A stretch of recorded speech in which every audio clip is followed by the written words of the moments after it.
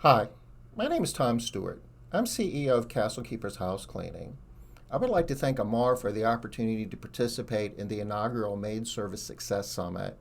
I think that this is really a neat idea of using technology to stream quality content to cleaning business owners. I mean, this is kind of like being at a convention without actually being at a convention. I love the idea, it's efficient, and I hope to see a lot more of this happening in the future. Let me tell you a little bit about my company. Castle Keepers House Cleaning is a house cleaning service, not too different than yours, I would imagine. We currently have 6 branches in various parts of the country. Our home office is located in Charleston, South Carolina. We perform a lot of the management activities for all our branches in Charleston. We do our sales, we do our customer service, we do our recruiting, our HR functions, all of our accounting, all of our payroll. We do all that here in Charleston. The idea is to get economies of scale and take professionals who are really good at those activities and leverage those talents over multiple branches. We use some pretty innovative technology to do that, along with some business processes that we've been developing over the years.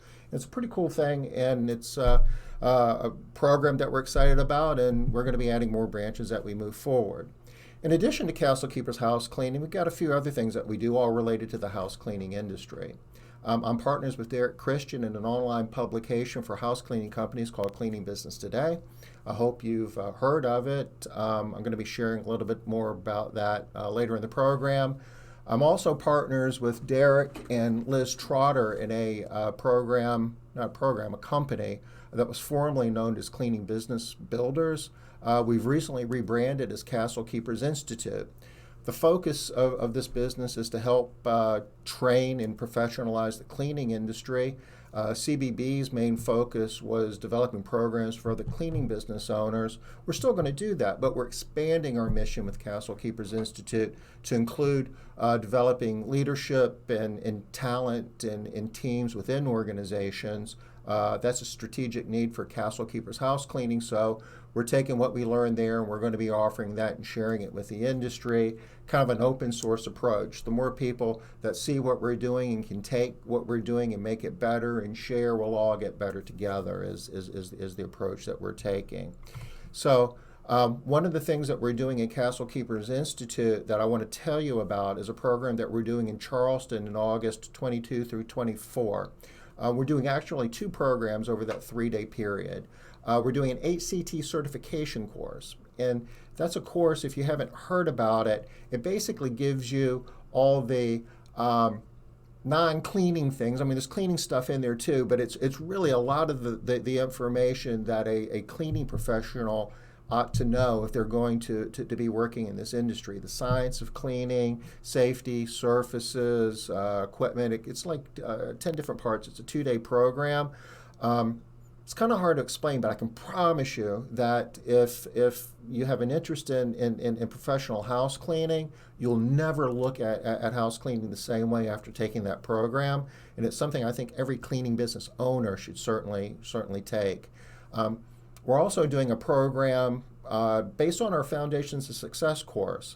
One of the programs that CBB is most known for is our Foundations of Success. We run a really big mansion on the beachfront here in Charleston and fill it up with cleaning business owners once a year. Just got through doing that in March. Well, what we've done is take like the best of that program and crunched it down into one really intensive 1-day program, and Liz and I are going to be offering that on the 24th of August. If you have an interest in these programs, you can find out more at castlekeepers.com/CKI. As a participant of the Maid Service Success Summit, you can get a 10% off discount by using a discount code MSSS, Maid Service Success Summit, MSSS. It expires August 3rd, though, so if you can do that, I would encourage you to jump on our website now as you're thinking about this and go ahead and sign up for those programs and use that success code, or the discount code, rather. Some of the information I'm sharing with you here today, we're going to be going over again in a little more detail in that Foundations program. So that being said, let me go ahead and jump into my presentation. Part of what I do is on the operations side. That's probably where I spend a lot of my attention. And numbers, we call them KPIs, key performance indicators, is certainly a big part of that. I often have people ask me, what are the most important numbers I need to be tracking? Well, what I've done is boil that down into what I call the big three, and that's what we're going to be talking about here today. The first one is weekly recurring revenue. If you're growing your house cleaning business, you can do it by selling one-time jobs, but it's for a lot of reasons. We believe that if you can get really good at selling recurring jobs, people who want their home cleaned every week, every other week, then you'll be able to scale and grow your business in a way that will be more profitable and easier to manage. A second number is payroll percent to revenue. The payroll that you pay the technicians that are cleaning your homes is the largest expense that you have in your company. And managing that closely on a daily and weekly basis will make you more profitable. I'm going to show you a way to do that. And finally, knowing what your break-even number is. You clean a lot of homes over the course of a week or over the course of a month, but do you really know how many homes you need to clean in order just to cover your expenses? And how much money are you going to be making after you break even off of each additional home you clean? Those are important numbers for you to have, and if you have them, you can use it to manage your business and coach the people in your business so they're watching those numbers too, and you will be more successful. So let's jump into the recurring revenue. Customer stack is really the concept with recurring revenue. So let's just go through an example. Let's pretend that you're gaining one weekly customer a week. When I say gain, that's not just a sale. That's the difference between customers you gain minus the customers you lose. Say if you do that math and the net difference is one weekly customer a week. Pretend you're doing that. And just to keep the math easy, pretend the customers are paying $100 per cleaning on the average. Well, if those assumptions were true, at the end of the year, your weekly revenue would be $5,200 a week higher than what it was at the beginning of the year.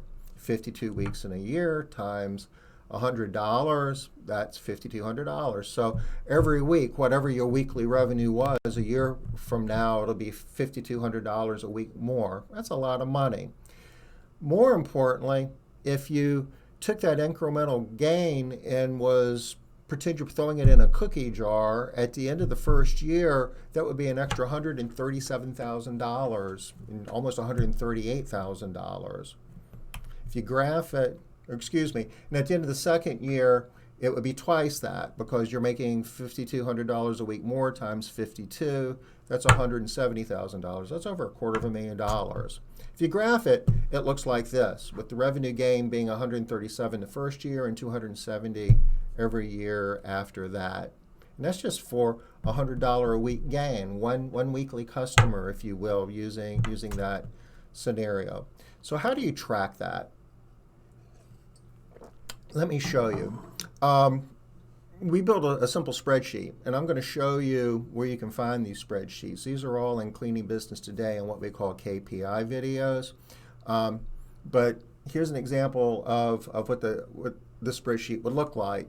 And the first column is just making a note of, is it a gain or is it a loss as it pertains to a customer. So the first row is, say, Miss Jackson added service, and she signed up as a weekly customer, paying $120 a job. That's the revenue per job column. So the jobs per week for a weekly customer is one. They're getting cleaned every week, one job per week. So the weekly revenue is the one job per week times $120, so it's $120 weekly revenue. Pretend that we also sign up a customer that week, Mrs. Jones, but she only signs up for every other week service. So jobs per week for somebody that goes every other week is 0.5. They're not getting cleaned every week, it's every other week. So on the average, that's a half a job a week for Miss Jones. So that half a job times 135, say she's paying per job in this example, translates into $67.50 in weekly revenue. Pretend we have a Miss Baker, she signs up for monthly. And when we do monthly, what we really are talking about is every 4-week service. So that would be a 0.25 in terms of jobs per week times $150 in this week in this revenue per job example, so that'd be $37.50 a week. 0.25 times 150. So all of those are gains, but you don't, over the course of the week, you're going to lose some customers too. In this example, the last row has Miss Smith, and we got her as a loss. She's a biweekly, so that's 0.5. Pretend she was paying $125 a job. So 0.5 times 125 is $62.50, but we've got that as a negative number because that's going to come off your weekly revenue because we lost her. So the number, I'll get my head out of the way, in terms of the net weekly gain is $162.50. So once we get our weekly gain, we need to be able to track what our gain is week after week after week. And there's a second spreadsheet that we have for that. So the example we just did was week 1. It was $162.50. The cumulative, since it's the first week, is the same number, and the total cum is the same. Let's go to week 2. Say we did the same process for week 2, but the gain came out to be only $75. Well, the weekly cumulative is the 75 added to the 162, but the total cumulative is the total amount of money, the money in that cookie jar that we were talking about, and that is the 162 plus 137, or $400 even. So you can see over the course of week after week after week, if we're gaining numbers, these numbers go up. But like in week 3, we didn't. We lost $50 in weekly revenue. So my cum weekly went from 237 to 187. So that's a down on my weekly gain. But guess what? My cumulative still goes up because I'm adding these 3 numbers together to get that. So 2 different spreadsheets to track recurring revenue. And if you're doing this week after week, and if you have your team focusing on this, and if you're focusing on this, and you've got a goal of making a revenue gain on a weekly basis, you'll work harder to get that extra sale, to get that extra recurring customer on the board. You'll work harder to take that one-time job and try to convince them to sign up for recurring service. When you have a recurring customer that wants to leave your service, you'll work harder, or your staff will be working harder to try to come up with some other way to keep them on the schedule. Maybe they can't afford weekly service, but maybe you can get them to sign up for every other week service or every 4-week service. So that's really the magic that happens when you're tracking this and doing this. Now, the bad news is the bigger you get, the harder it is for you to continue to grow and stack that weekly recurring revenue. And the reason for that is pretty straightforward if you think about it a little bit. You're able to add customers in kind of a linear basis. You're able to do, so many quotes and convert so many of those into recurring customers, but you lose customers as a percentage of the total recurring customers you have. Said another way, the more customers you have, the more customers you have to lose, and the more customers you will lose. In our example, pretend you've got a small company that's just kind of starting out, but they're doing 10 estimates. In this case, let's say they're doing this on a monthly basis. So 10 estimates times 40%, they're getting a close rate of 4 homes gained. Say they have 20 recurring homes that they already have on the board, and they have a loss rate of 5%. I'm using 5% loss per month for recurring customers because we do a lot of coaching, a lot of consulting with a lot of different businesses, and 5% is probably about average. You can do a little bit better than that. You can do quite a bit better than that in certain markets if you're really, really good. But you're never going to get it to 0. People die, people move. You're always going to lose a certain amount. If it gets much higher than 5, though, your costs are going up, and it's really hard to stack revenue when it's a big number. But in this case, we got 20 times 0.5, or 0.05, 5%. That's 1 home lost. So I gained 4 on the sales side, lost 1. That's a net gain of 3. Okay. So moving forward in time, our business is bigger now. We're still doing 10 estimates with a close rate of 40%. So we're gaining 4 homes, but instead of having 20 homes, we've built it all the way up to 200 homes. But at a 5% loss rate, 5% of 200 is 10. So I'm still selling at the same rate, and my quality is still the same. I'm still losing only 10% of my recurring homes per month, but instead of gaining 3, I'm losing 6, the difference between the 10 and the 4, just because I've got more homes and more homes to lose. So when you graph it, it looks kind of like this, that when you're starting out, you can grow quickly, and the bigger you get, the flatter the growth curve becomes until it kind of gets flat. So the only way you can keep that growth curve going up is to either do more quotes, get a better close rate, or reduce your loss rate. And you want to continue to raise your bill rate per job. That'll push it up a little bit too. That's an important part of it. But when you're starting off and that growth curve is real steep, it's really easy to start thinking that you're just going to grow and have a really huge business. And a lot of times we get disappointed before we get to that point because of this effect of how you're really, have more customers, so you have more customers to lose.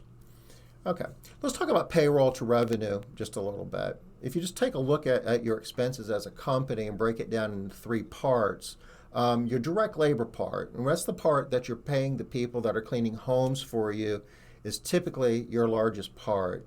In this example, it says 60%. That's maybe a little bit larger. I mean, it depends on your business model. That number can be, smaller, and you would want it to be smaller in a lot of examples. But if you've got a really thin business with solos and not much overhead, with ICs, for instance, that would certainly be a good number. It could even be bigger. But whatever it is, it's going to be the biggest expense that you have.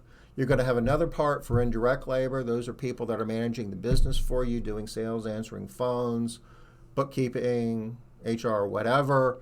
You got another part just called other. That's operating expense, if you will. Your rent, overhead, some of your insurance, things of that nature. So with the payroll, direct labor payroll being the biggest part, how do you really break that out and figure out what that looks like and figure out what that number is as a percent of the revenue that you're generating each week? The easy way to do it is to build a spreadsheet. And here's another spreadsheet that we have. And just every week you take your total payroll and plug it into a column. And then next to it you plug in the amount of payroll that goes to your office staff. Well, we use the term indirect labor. Those are people that are getting paid, but they're not cleaning homes. They're not generating any revenue. Take the difference between those two. That's your direct payroll. So you take the direct payroll, divide it by the revenue for that week. It gives you a percentage. Why do we do a percentage? We do a percentage because that direct payroll to revenue should be fairly constant week to week. For every home you clean, you're going to be paying somebody to clean it, so those numbers should be going up together, and the ratio should be fairly, close, should be fairly the same week to week. And what you want to do is manage that to figure out how to get that ratio as low as you can by being more efficient, scheduling in ways where there's less drive time, training your people on how to be more productive while they're cleaning, using tools, like aprons and high performance vacuum cleaners and all the techniques you can learn in the HCT certification program. All of those are things that will help you be more productive and make that ratio of payroll to sales be lower, which means you're actually making more money per job. Let me take just a minute here and show you where you can find some of those spreadsheets. There's a website that I was telling you about, the publication that Derek and I do called Cleaning Business Today, cleaningbusinesstoday.com. If you click up here and just type in KPI in the search, it'll bring up all these videos, and it doesn't really matter which one. There's a ton of them, but you can play them. They're YouTube videos, and they show you how to build all these spreadsheets and plug the numbers in and to measure your KPIs. It's pretty cool and pretty useful. So if you're interested in learning more about this, I would encourage you to do that. Let me get back to where I wanted to be.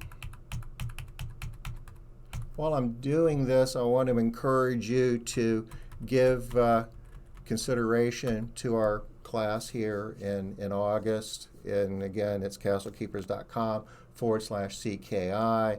We're going to be talking more about these numbers. If you find this information interesting, you'll want to come. We'll be working more in terms of how you can use KPIs to grow your business.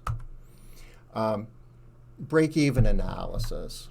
What we're trying to do here is figure out of every dollar we generate, how much of it goes to cover the cost of that particular job, primarily going to pay the cleaners. There's a term called cost of goods sold, KOGS. You can see it here in this simple profit and loss statement or income statement. Those numbers are variable. You take the difference between your revenue and all these variable costs associated with cleaning the home, the direct labor, your workers' comp and taxes, the transportation. And why I call those variable is if you clean one more job, all of those costs are going to go up a little bit. You're going to be paying a few more hours for cleaners, or your insurance associated with those hours is going to go up a little bit. And somebody's going to have to drive there, so your transportation cost goes up a little bit. Cleaning supplies is part of it. You're going to use a little bit more in cleaning supplies. So the difference between your revenue and your cost of goods sold is what we call gross profit. Gross profit can be one of two things at that point. First, it goes to cover all your other expenses, people working in your office, your rent, all of those things. And once all that's paid, gross profit becomes money that's profit, in a theoretical sense, going into your pocket. So that's why you want to break it out that way and look at it that way. So the math is pretty simple. Here, all those other expenses that are not as variable are fairly fixed. The example, they're $30,000. If I take that and divide it by my gross profit percentage, which is basically the gross profit, 38,000 divided by 100,000, because that's percent to revenue. You divide your operating expense by your gross profit percent to revenue. It gives you a dollar amount, $78,978 in this example. That's your break-even revenue. In this model, if you generate that much revenue each month, you should be breaking even. This is an estimate. As you know, your true expenses go up and down a little bit each month for a lot of reasons, so this isn't exact. But for a lot of things that you're doing for measuring your business, it doesn't really have to be exact. You have to, just have a material understanding, just enough understanding. A lot of times estimates and ballparks will work, and this is kind of an example of that. It's a good number, but it's not going to be exact. So let's talk about how we can take our payroll to revenue number and tie it into this cost of goods sold idea to find the break-even number, because getting this cost of goods sold number on a really frequent basis is kind of hard. Most of us use QuickBooks, but keeping all of that current and getting that together is something that you're not gonna probably do on a weekly basis. But getting your payroll to revenue on a weekly basis is really pretty easy, because we already showed you that spreadsheet. So this is another thing that you do with your payroll to revenue. I'm going to show you an example. Let's pretend that your payroll to revenue is 50%. Let's pretend that all your taxes and insurance is another 16%. So if you do the math, that would be 50% times 1 plus, the 16 in that case. So your loaded labor, if you will, goes up to 58%. So that's, you multiply whatever your revenue is times 0.58, and that would be giving you what your gross pay is plus, all the labor. Supplies and transportation, let's pretend that's an extra 4% on the average, and I wouldn't calculate that on a weekly basis. I would just kind of use that as a constant. So if I take want an approximate number for my gross profit, that would be 1 minus my 58% plus 4%, which gives me back to my 38%, which was what we had on the profit and loss statement that we were looking at earlier. So what's the point? I'm not going to do that financial statement thing every week and go ahead and be calculating what my gross profit is and am I breaking even or not, but I can definitely do my payroll to revenue number really quick. And if I have that, I can then figure out, am I generating enough revenue and am I being efficient enough in terms of managing my labor to be making money? This is kind of how the model works in a graphical sense. The break-even scenario had me doing $78,000, almost $79,000. It flows down into this first bucket called cost of goods sold. Direct expense is what this says. And before we calculated in our example, it was 62%. So 62% of that $79,000 is going to be lost in that first bucket, leaving $30,000 left over to cover all of my operating expenses, called the indirect other. So the $30,000 wipes out the $30,000 other expense. That leaves zero profit. Didn't make any money, didn't lose any money. Here's another way of looking at it, and this is another spreadsheet that you can find on Cleaning Business Today by searching KPIs, where you can take your break-even revenue, and if you know what your average bill rate per job is, in our example, we made the math easy. It was 100, but it's not going to be exactly 100. It might be 125, 150. But you divide your revenue by your average bill rate per job to get the number of jobs you need to perform, you need to clean within a month in order to break even. In this example, it's 789 a month. I take a month. If I want to figure that out on a weekly basis, I divide it by 4.333. A lot of times we're loose with that number and we just say, well, there's 4 weeks in a month. But actually, there's 52 weeks in a year. You take 52, divide it by 12 months. It comes out to be 4.333. Don't ever forget about that 0.333. That does matter. So you divide the 79,000 by 4.33. That gives you 18,000 and change, or 182 jobs. Divide that by 5, assuming a 5-day work week. It gives you 3,644 revenue that you need to be generating every day to break even, or 36 jobs. Why is that important? It's important because you really make money in the margins. Most of the homes you clean every day is just cover that operating expense and make sure that all your bills are being paid. If you're going to make money, it's all for those last few jobs you clean every day. In the example we just did, for every home over 36 we cleaned, because you remember 36 was the break-even number, we're making $58 in profit. $38 in profit, because 38 was the gross profit to revenue number or percentage that we came up with, 38%. So if the average job is $100, 38% times $100 is $38 a job on the average, a profit after we hit our break-even number of 36. For every home under 36, however, we're losing $38, going back and looking at that same example. So if we're going to be making money, it would translate looking like this, where we were doing 100,000 a month. 62% of that would be your direct expense, your cost of goods sold, leaving you 38,000. 30 of that's going to be taken out by your operating expenses, leaving 8,000 in profit. So what happens if I clean one more home a day? One more home a day times $100 is $100 in revenue. If you remember, my gross profit margin is 38%, so that's $38 in extra profit, assuming that I'm over the break-even point, that I'm doing those 36 homes that we calculated we needed to do each day to break even. Times 5 days in a week, 4.33 weeks in a month. That's the $38 times 5 times 4.33 gives you an extra $823 of profit on a monthly basis. Not bad. Almost $10,000 on a yearly basis. So how do we use this in our business? when Mrs. Jones calls and says she wants to skip that cleaning, you need to be thinking about, well, that's $38 out of my pocket that I'm not going to have. Otherwise, it might be the difference between making money and losing money that day, and everybody needs to be thinking about that. So we need to be coming up with other ways where, okay, well, the day's not bad. How about, Mrs. Jones, can we clean your home tomorrow? And explaining all the reasons why that would be beneficial for her to do that. Just being mindful of this will help you manage your business more efficiently and more profitably.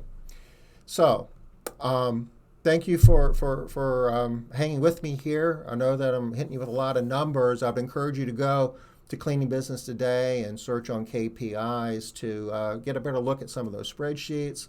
I would also encourage you, if you want more of this, to come to Charleston in August for the Foundations program as well as the HCT certification. As part of the Maid Service Success Summit, you get a 10% discount. That expires here at the beginning of August, though, so you want to jump on that now. The discount code is MSSS. Amar, thank you again for giving me an opportunity to participate in this really neat program. And again, thanks for your interest in this. Good luck and hope to see you in Charleston.